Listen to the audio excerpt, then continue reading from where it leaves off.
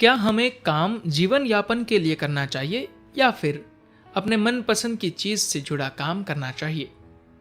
जानते हैं काम से जुड़े कुछ पहलू सद्गुरु से। एक निश्चित वय को प्राप्त होते ही आपके ऊपर धन कमाने की बाध्यता आ जाती है। आप कोई पेशा चुनते हैं, लेकिन दूसरा पेशा उससे बढ़िया लगता है। मन डावाडोल होकर सोचने लगता है, क्यों ना इस काम को छोड़कर उसे चुन ले। इच्छा और विकल्प बदलते रहते हैं, इसलिए लक्ष्य शिथिल हो जाता है। एक नौजवान ने मेरे पास आकर अपनी लाचारी व्यक्त की। मुझे संगीत का बड़ा शौक है, लेकिन जीविका चलाने के लिए नौकरी करनी पड़ रही है। बताइए उस युवक को कौन सा काम चुनना चाहिए था। मेरे ख्याल में संगीत के वाद्य यंत्रों की दुकान में झाड़ू लगाने का ही काम मिले तो उसे खुशी से स्वीकार करना चाहिए, भले ही वह काम वाद्य यंत्रों को झाड़ पोंछ कर रखने का हो, तो भी 100% लगन के साथ उसमें डूब जाना चाहिए। यो अपने आप को पूर्ण रूप से समर्पित करते हुए काम में मग्न होने पर उसका विकास जिस तरह होना हो स्वतः हो जाएगा। किस क्षेत्र को चुनना है यह तय करने की सूझबूझ आप में नहीं है, कोई बात नहीं। इस समय आप जो भी काम कर रहे होते हैं उसमें पूरे मन से लग जाइए। पूर्ण रूप से अपने आप को समर्पित कीजिए। पूर्ण रूप से का मतलब तन मन से उसमें लग जाना है और जरूरत पड़ने पर जान की बाजी लगाने को तैयार रहना है। जो भी कर्म करते हैं उसमें 100% निष्ठा के साथ लग जाएंगे तो आपकी अंतश्चेतना आपको सही मार्ग पर स्वयं ले जाएगी। जब काम करते समय उसमें खुशी का एहसास होने लगे तभी समझिए कि आप पूर्ण रूप से काम कर रहे हैं। जोर जबरदस्ती के कारण या मजबूरी में आकर काम करने की भावना आप में आए तो उस काम को आप बेमन से कर रहे होते हैं। ऐसे में अल्सर, उच्च रक्तचाप और नाना प्रकार के मनोरोग आपके शरीर में घर करने के लिए बिन बुलाए हाजिर हो जाएंगे। शंकरन पिल्ले एक बार रेलगाड़ी में यात्रा कर रहे थे।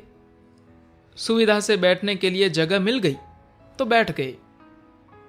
उसके बाद भी सिर पर रखी सामान की गठरी उन्होंने नीचे नहीं उतारी, उसे ढोते हुए बैठे रहे।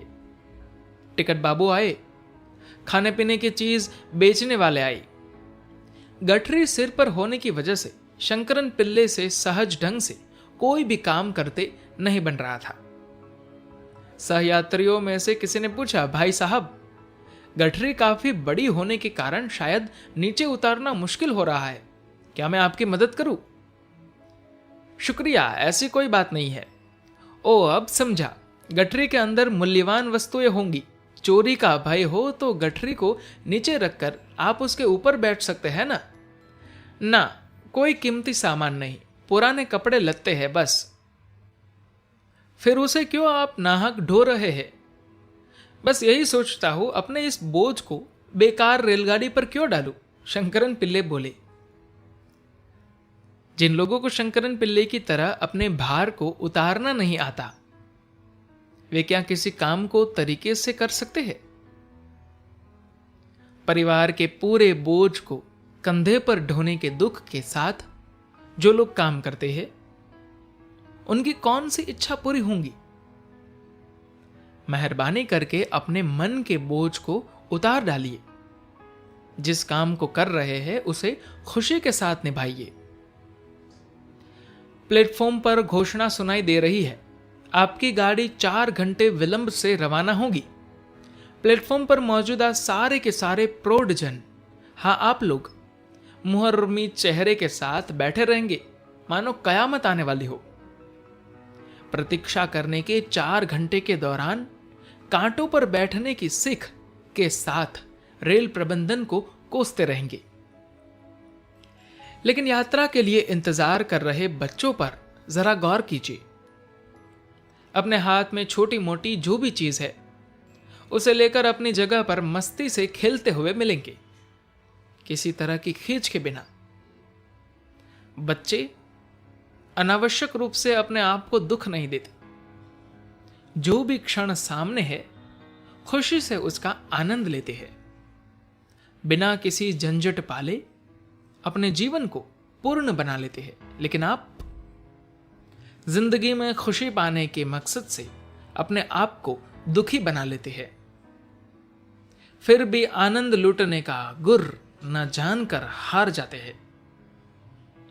परेशान हुए बिना, तनाव के दबाव में आए बगैर जिस काम को करना हो उसे जिम्मेदारी की भावना के साथ निभाइए। रेलगाड़ी न मिले तो बस पकड़ सकते हैं या टैक्सी ले सकते हैं। दूसरे किसी साधन के बारे में पूछताछ कर सकते हैं। कोई भी साधन मिलने की गुंजाइश न हो तो प्रतीक्षा करने का जो समय मिला है उसे आनंद पूर्वक काट सकते हैं। दुखी होने से मन का बोझ कम होने वाला नहीं है।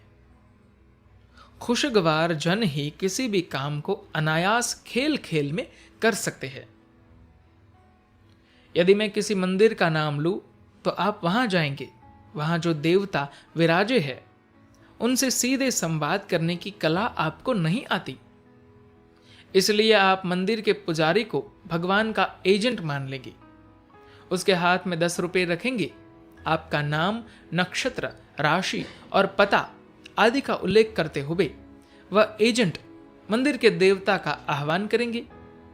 यही कहेंगे, हे भगवान, इस अक्लमंद आदमी ने तुम पर भरोसा रखते हुए 10 रुपए खर्चे हैं। इसके बिजनेस को तुम ही उबार दो। क्या भगवान आएंगे? यहां बैठा कोई महामूर्ख भी आपके दिए 10 रुपए के लिए आपके बिजनेस की देखभाल नहीं करेगा। मुंडन करके आपके द्वारा समर्पित बालों के गुच्छे या गोलक में डाले गए सिक्के, चिल्लर पर खुश होकर जमाने भर आपकी परवरिश का भार लेने के लिए क्या भगवान इतने भोंदुमल है? किस कदर अद्भुत यंत्र के रूप में प्रभु ने मनुष्य का सृजन करके संसार में भेजा है। प्रभु को जो काम करना था उसे बड़े अच्छे ढंग से उन्होंने निभा दिया। अब तो बेटे तेरे कौशल की बारी है। मैदान में उतरकर अपने कौशल को दिखाने का वक्त है यह। अब भी आप भगवान को पुकारते रहेंगे तो इसका क्या मतलब है? आप 1 करोड़ रुपए देंगे तब भी भगवान आपके लिए अपनी छोटी उंगली भी हिलाएंगे नहीं। अगर अपने व्यापार की देखभाल करने का सलीका आपको नहीं आता तो व्यापार आपके किस काम का? धन्यवाद।